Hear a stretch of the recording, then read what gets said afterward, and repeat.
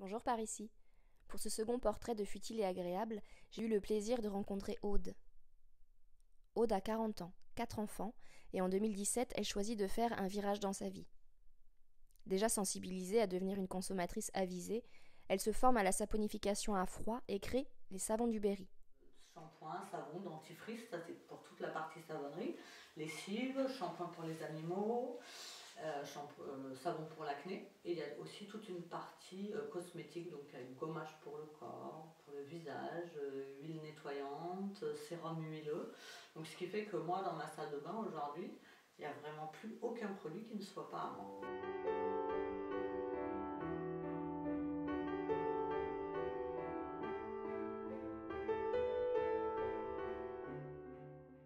Cette éthique sera renforcée quelque temps après, en étant touchée par une maladie qui nécessite une attention particulière à l'utilisation de certains composants. Elle approfondit alors ses recherches et propose ainsi une gamme complète, totalement inoffensive pour tous, car on ne le sait que trop peu, mais même les produits naturels sont à utiliser avec précaution. Et donc du coup, ça a été vraiment encore une volonté encore plus intense, plus farouche, de proposer des produits qui soient vraiment innocents, qui soient bons pour la peau, des vrais soins, et qu'on n'ait pas à se poser de questions sur la formulation plus ou moins douteuse avec tel ou tel produit employé. Le mélange commence à blanchir. Et nous, les savonniers, on va aller chercher la trace. Ce qu'on appelle la trace, c'est la preuve que la saponification a commencé. Ça ne fait pas longtemps, mais vous voyez ce que je dis? Ouais. Donc ça, c'est une trace. Une fois qu'on a la trace, ça veut dire que la saponification a commencé, a débuté. Donc naturellement, la soude va transformer les huiles en savon. Et du coup, elle va aussi produire naturellement de la glycérine. Aude porte une attention particulière en réduisant au maximum les déchets via un emballage minimum des produits. Elle propose aussi pour les cosmétiques non solides des contenants en verre. Si vous les rapportez, ils vous permettront de récupérer 1 euro. De plus, les savons du Berry, c'est un maximum de circuits courts, tant pour la vente de ces produits que pour l'achat de ces ingrédients. Le miel, il vient de chez Monsieur Desnoyers, les ruchers de la Vallée Noire, à Neuvy-Saint-Cépulcre.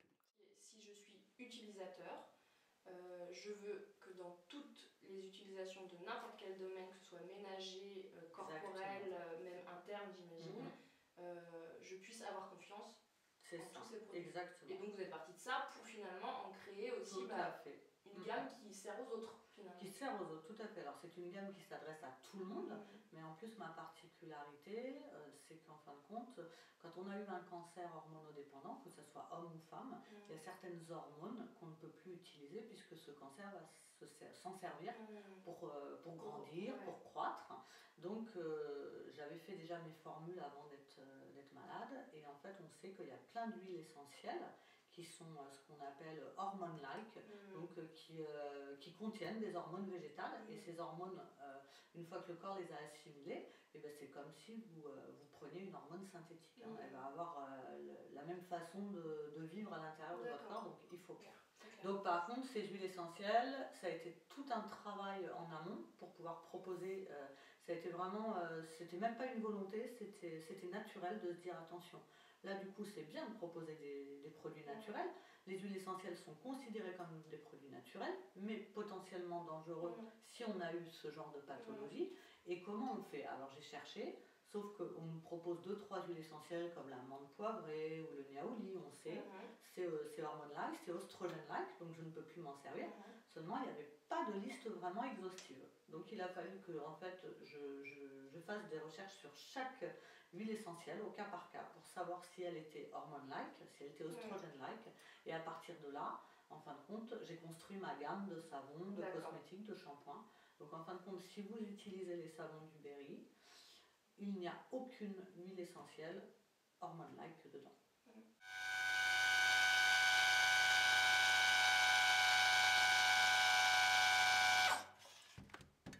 Voilà. Donc là, c'est du charbon végétal activé, pulvérisé, parce qu'on sait que ça a un pouvoir détoxifiant.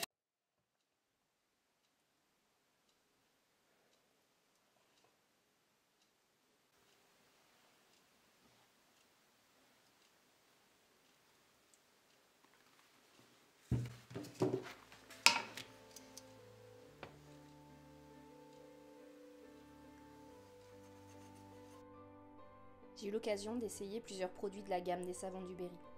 Et je suis ravie de constater leur efficacité, tout en étant agréable à l'utilisation et de prix abordable.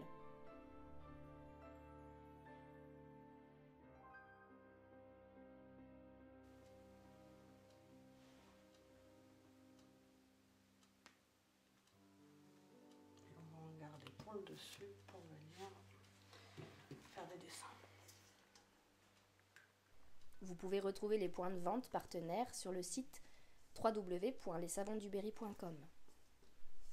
Si cette vidéo vous a donné envie d'en savoir plus sur cette belle entreprise locale ou sur le sujet traité, n'hésitez pas à écouter le podcast de Futile et Agréable qui détaille un peu plus les choses. Belle journée par ici.